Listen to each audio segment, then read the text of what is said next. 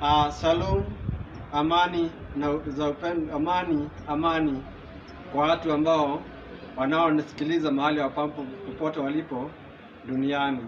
Basi nimeweza kuingia katika kipindi cha pili katika kujua siku ya Sabato ni gani, kwa sababu tunao Waislamu ambao wanashiriki katika siku ya Friday. Tunao wa Sabato ambao ni katika siku ya Jumamosi ama Saturday, na kunao wengine ambao ni wa Sunday. Basi siku ya kuabudu ni gani?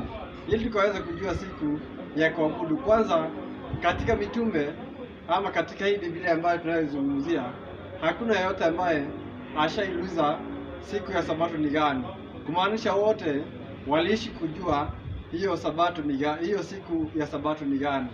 Basi katika kujua siku ya Sabato, kwa sababu ni katika amri, ni katika Kutoka 20 mstari wake wa 8 ndio inazungumzia kuhusu hiyo amri.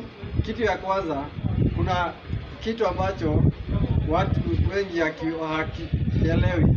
Kunayo kwa Kiingereza ni command, kunayo command na pia kuna request. Command ni lazima ama ni sheria, ni lazima ufanye hivi, na request unaweza fanya hivi. Kama tukiwa shuleni tulikuwa naambiwa ikijapofika wakati ambapo ni wa kutengeneza uwanja, unaweza ambiwa ukuje na jembe, hiyo ni request, jembe ama panga. Haya, upate mwalimu mwingine ambaye anasema ya kwamba kila mtu akuje na jembe, kila mtu akuje na jembe. Kwa hivyo wewe ambaye utakuja panga, basi utakuwa mahali ambapo si pazuri. Kwa hivyo there is difference between command na request. Command ni lazima ufanye. Nimekwambia usiibe, ni usiibe. Nimekwambia usikumbuke siku ya Sabato, nikumbuke siku hiyo ya Sabato. Nimekwambia watii wazazi wako, amri ya 5.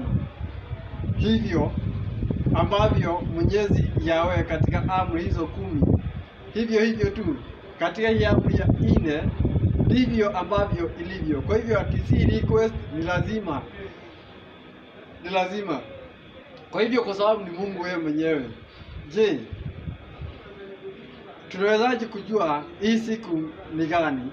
Tunawezaje kujua siku hii ni gani? Siku hii ni gani? Kwa sababu Mungu katika Genesis 2:2 basi nasema ya kwamba Mwanzo